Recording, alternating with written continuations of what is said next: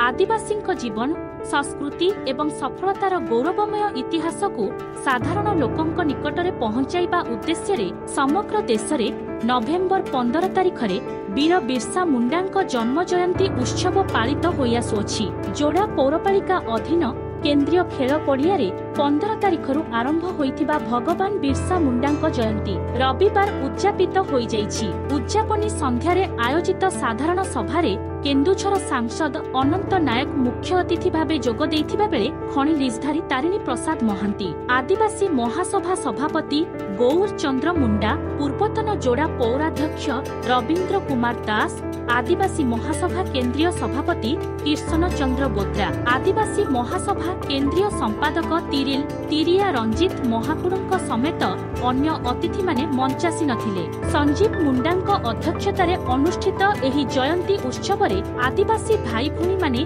पारंपरिक वेश पोशाक और वाद्यर ताले ताले नृत्य परिवेषण करथिले। एही अवसर में अतिथि माने तांको वक्तव्य रे कहिथिले जे वीर बिरसा मुंडा आदिवासी संप्रदायर गर्व, गौरव और परिचय।